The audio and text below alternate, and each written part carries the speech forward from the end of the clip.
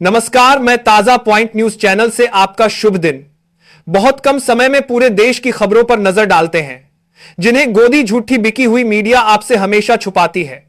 लेकिन हम उसे आपको डायरेक्ट बताते हैं, बिना किसी दबाव के।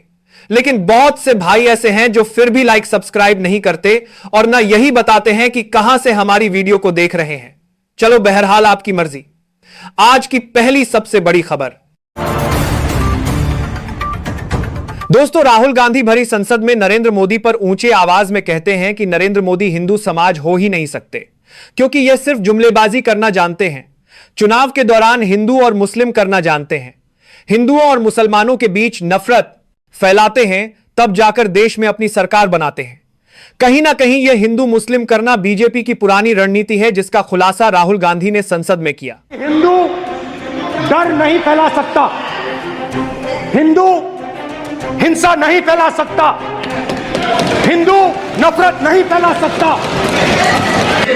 सर नमस्कार। पूरे बीजेपी को हिंसा कर रही है ऐसे कहना, खड़े होकर एक दूसरे के बीच में हस्तधून करना, सारे नियम इनको लागू नहीं होते हैं। आप हिंदू हो ही नहीं।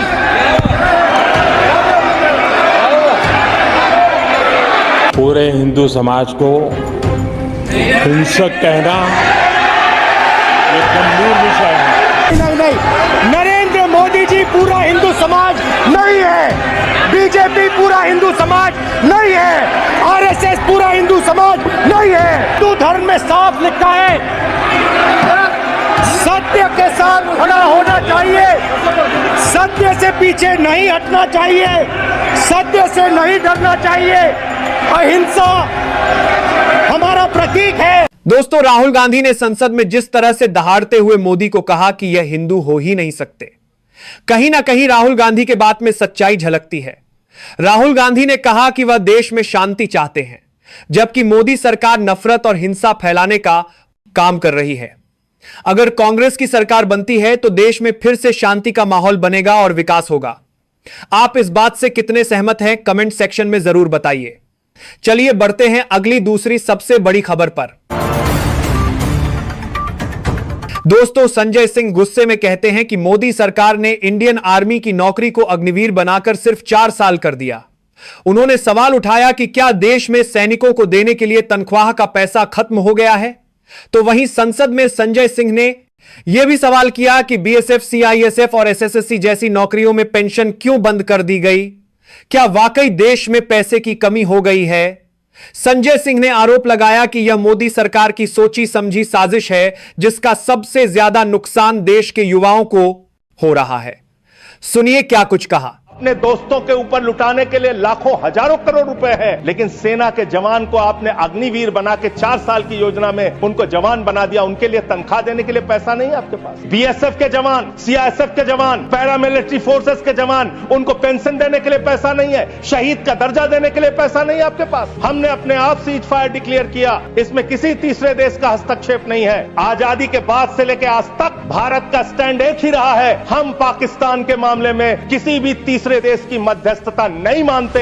अगर उस बात के साथ किसी ने धोखा किया है, किसी ने विश्वासघात किया है, तो उसका नाम है भारत के प्रधानमंत्री नरेंद्र मोदी। मैं इस सदन के अंदर कहना चाहता हूं, आपने उस भावना के साथ विश्वासघात किया है। दोस्तों, आपने सुना, संजय सिंह ने जो बातें कही वह बिल्कुल सही है।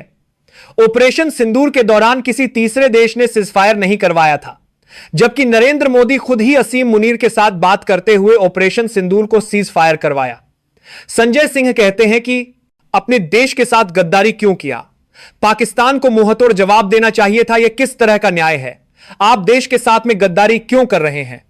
संजय सिंह के बयान से पूरे संसद में बवाल मच गया। चलिए बढ़ते हैं अगली तीसरी सबसे बड़ी खबर पर। दोस्तों, इस समय दिल्ली में उन्नाव रेप पीड़िता के समर्थन में महिलाओं का प्रदर्शन चल रहा है। यह विरोध कुलदीप सिंह सेंगर के खिलाफ दिल्ली हाईकोर्ट के फैसले को लेकर है, जिसमें उन्हें जमानत मिल गई और सजा भी निलंबित कर दी गई। प्रदर्शन कर रही महिलाओं का कहना है कि यह मामला उस सीबीआई से जुड़ा है जिसे सुप्रीम कोर्ट पहले ही तोता कह चुका है और उसी वजह से यह फैसला आया है।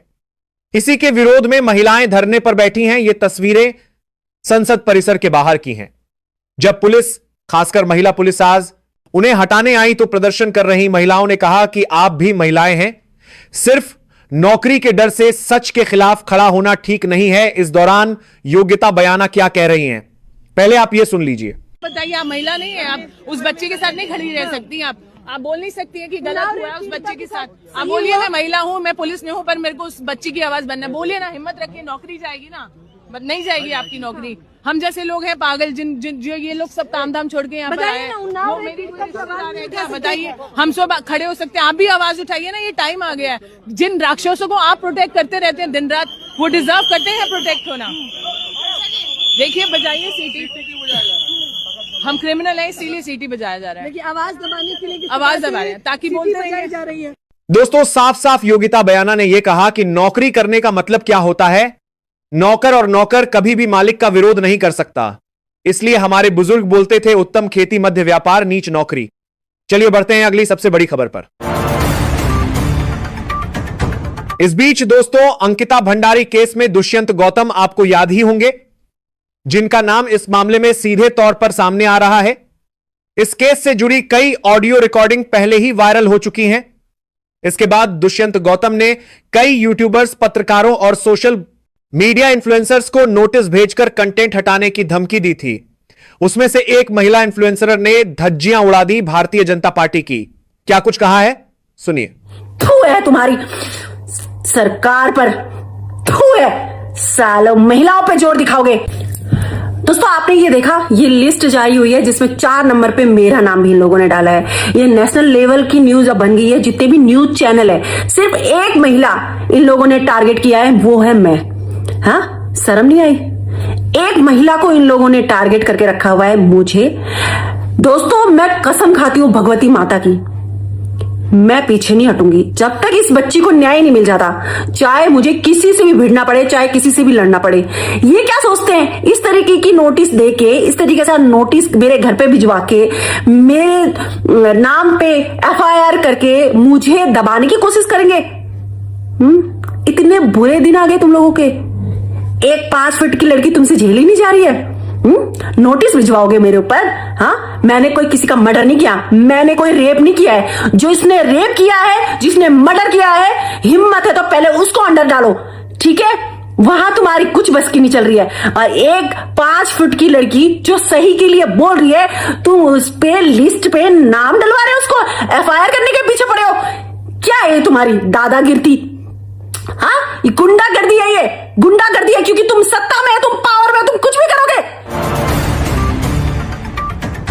दोस्तों, 25 दिसंबर को क्रिसमस के दिन देश भर में जिस तरह का माहौल देखने को मिला वो सबने देखा। कहीं तुलसी पूजन किया गया, कहीं राम भजन हुए और कहीं हरि भजन।